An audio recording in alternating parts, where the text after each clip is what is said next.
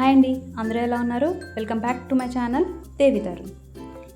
ఈరోజు మనం చేసుకోబోయే రెసిపీ వచ్చేటప్పటికి మామిడికాయ జీడిపప్పు కర్రీ అండి. సమ్మర్లో మనకి స్పెషల్గా చేసుకునే వెజ్ ఐటమ్ అండి మామిడికాయ జీడిపప్పు కర్రీ. మ్యాక్సిమం ప్రతి ఫంక్షన్లోనూ మనకి సమ్మర్ వచ్చింది అంటే మామిడికాయ జీడిపప్పు కర్రీని ఎక్కువగా యూస్ చేస్తాము. రోటీస్లోకి కానీ లేదంటే రైస్లోకి కానీ చాలా బాగుంటుందండి. ఇంగ్రీడియంట్స్ వచ్చేటప్పటికి ఆనియన్స్, పచ్చిమిరపకాయలు, మ్యాంగోని చిన్న చిన్న స్లైసెస్ కింద కట్ చేశానండి.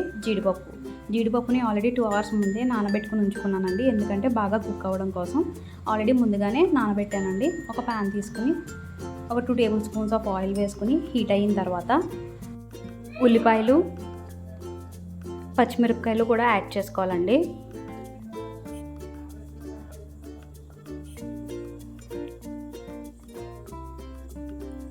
కొంచెం ఫ్రై చేసుకోవాలండి. ఫ్రై చేసుకున్న తర్వాత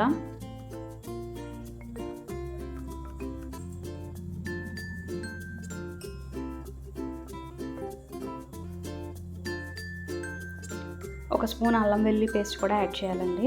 టేస్ట్ అనేది బాగుంటుందండి అల్లం వెల్లుల్లి పేస్ట్ అనేది యాడ్ చేసుకుంటే. పచ్చివాసన పోయేంత వరకు ఫ్రై చేసుకోవాలండి.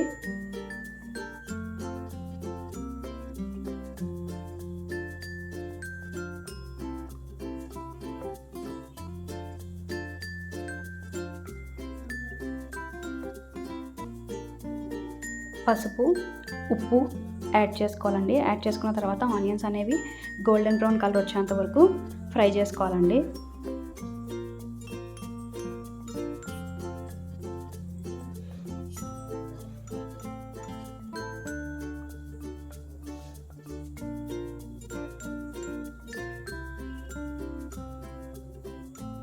ఇలా ఫ్రై అయిన తర్వాత ఆల్రెడీ ముందుగానే నానబెట్టుకున్న జీడిపప్పు ఉన్నాయి కదండి, ఆ జీడిపప్పుని యాడ్ చేసుకోవాలి.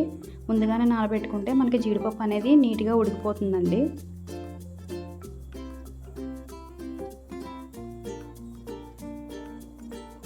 ఆల్రెడీ మామిడికాయ ముక్కలు చిన్న చిన్న ముక్కల కింద కట్ చేసుకున్నాం కదండి, ఆ మామిడికాయ ముక్కలను కూడా యాడ్ చేసుకోవాలి. ఇక్కడ నేను టెంకను కూడా యాడ్ చేస్తున్నానండి. టెంకను యాడ్ చేస్తే కనుక మనకు పులుపు అనేది బాగా దిగుతుంది, బాగా వస్తుందండి. సో నేను టెంకను కూడా యాడ్ చేశాను. యాడ్ చేసిన తర్వాత లైట్గా ఫ్రై చేసుకుని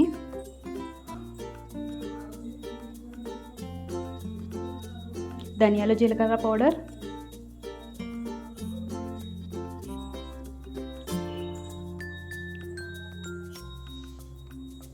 ఒక 2 spoons ఆఫ్ కారం కూడా యాడ్ చేసుకుని ఫ్రై చేసుకోవాలండి.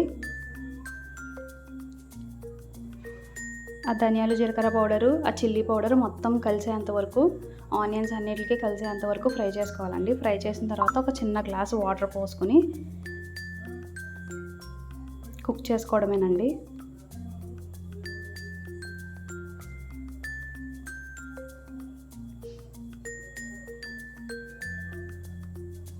మూత పెట్టేసుకుని కుక్ చేసుకోవడమేనండి.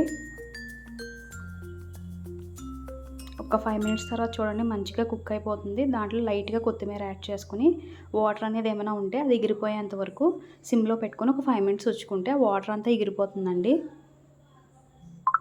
మనకి ఈ మామిడికాయ జీడిపప్పు కర్రీ కూడా ఈజీగా అయిపోతుందండి, ఎక్కువ టైం కూడా పట్టదు.